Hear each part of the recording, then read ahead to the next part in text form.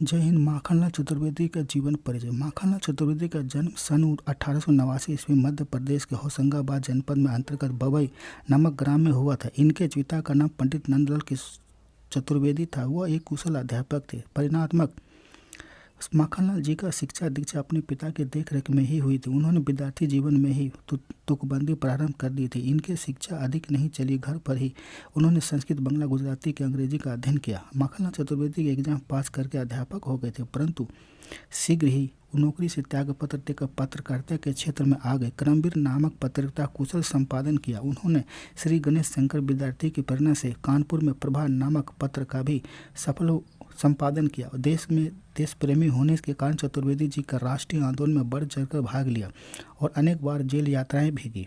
सन 1943 ईस्वी में इन्हीं साहित्य सम्मेलन का अध्यक्ष चुना गया। इनकी विद्वता एवं साहित्य साधना से प्रभावित होकर अगर विश्वविद्यालय ने इन्हें डी.लिट का उपाधि प्रदान की और भारत सरकार के पद्म भूषण की उपाधि से विभूषित किया। माखनलाल चतुर्वेदी जी के सन 1968 ईस्वी में नर्वस शरीर से त्याग पर स्वर्ण सिधार गए और माखनलाल चतुर्वेदी जी के प्रतिभा संपन्न कवि थे। उन्होंने 16 वर्ष की अवस्था में ही पहला पद रचा था।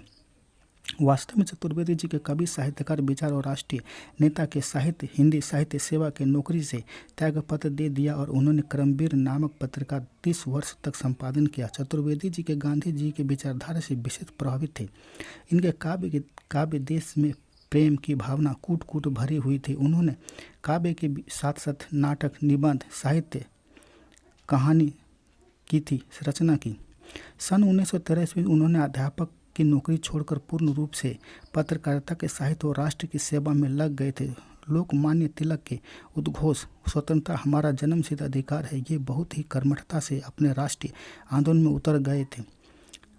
चतुर्वेदी जी के खंडवा से प्रकाशित मासिक पत्रिका प्रभा का संपादन किया। उन्होंने अपने शरीर के आंदोलन में महात्मा गांधी के द्वारा आहत सन 1920 में सहयोग आंदोलन के महाकौशल आंचल से पहली गिरफ्तारी इन्हीं की थी। इन्हीं की तरह 1930 में सविनय अवज्ञा आंदोलन की थी। गिरफ्तारी से प्रथम सामना को मिला।